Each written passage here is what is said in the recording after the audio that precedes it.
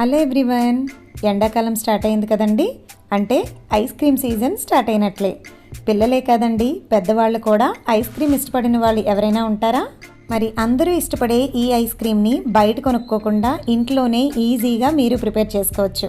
అది ఎలాగో ఈ వీడియోలో మీతో షేర్ చేసుకుంటాను. Welcome to mom's miracles.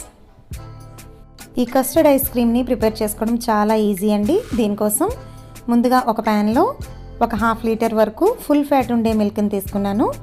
మీరు నార్మల్ మిల్క్ని కూడా తీసుకోవచ్చు. ఇలా మరిగించిన పాలల్లో నుంచి ఒక 3 టేబుల్ స్పూన్స్ మిల్క్ని తీసుకుని వాటిని గోరువెచ్చగా చల్లార్చుకున్న తర్వాత దీనిలోనికి 3 టేబుల్ స్పూన్స్ వరకు కస్టర్డ్ పౌడర్ని యాడ్ చేసుకొని ఇలా మిక్స్ చేసుకొని పక్కన పెట్టుకోవాలి. ఈ పాలని ఒక 5-6 పొంగులు వచ్చేంత వరకు కూడా మరిగించుకోవాలి.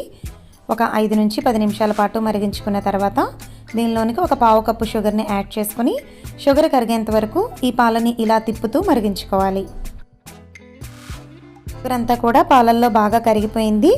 ఒక 2 పొంగులు వచ్చిన తర్వాత స్టవ్ని లో ఫ్లేమ్లో పెట్టుకుని మనం మిక్స్ చేసి పెట్టుకున్న ఈ కస్టర్డ్ మిల్క్ని యాడ్ చేసుకోవాలి. యాడ్ చేసుకున్న తర్వాత దీనిని కలుపుతూనే ఉండాలండి, లేదంటే ఉండలు వచ్చేస్తాయి అన్నమాట.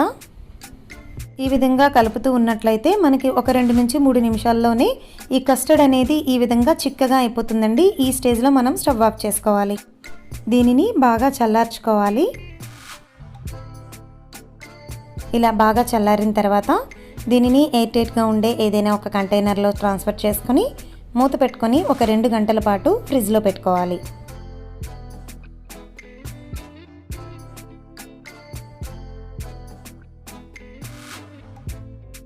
2 అవర్స్ తర్వాత తీస్తే ఈ విధంగా కొంచెం గట్టిగా అయినట్లుంటుంది.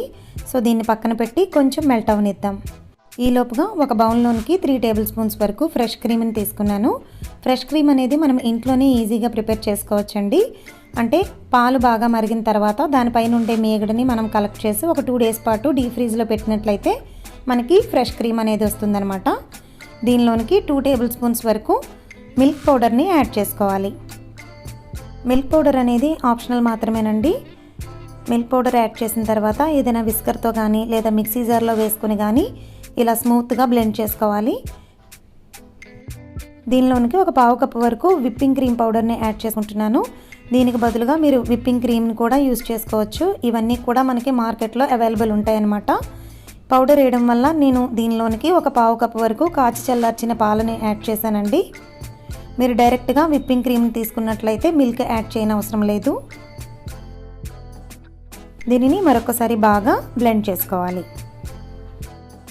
చూస్తున్నారు కదా, ఈ విధంగా బాగా క్రీమీ టెక్స్చర్ వచ్చేంత వరకు బ్లెండ్ చేసుకోవాలి. ప్రాసెస్ అంతా కూడా మీరు మిక్సీ జార్లో కూడా చేసుకోవచ్చు. చూస్తున్నారు కదా ఎంత క్రీమీగా వచ్చిందో. దీనిలోనికి మనం ముందుగా ప్రిపేర్ చేసి పెట్టుకున్న కస్టర్డ్ని యాడ్ చేసుకోవాలి. ఇలా కొంచెం కొంచెంగా యాడ్ చేసుకుంటూ స్మూత్గా క్రీమీ టెక్స్చర్ వచ్చేంత వరకు ఒక 3 నుంచి 4 నిమిషాల పాటు బ్లెండ్ చేసుకోవాలి. బ్లెండర్ లేకపోయినా పర్వాలేదండి, మిక్సీ జార్లో కూడా చాలా బాగా వస్తుందన్నమాట. సో ఎవరైనా ఈజీగా ప్రిపేర్ చేసుకోవచ్చు. చూసారు కదా ఎంత ఫ్లఫీగా క్రీమీగా ఉందో.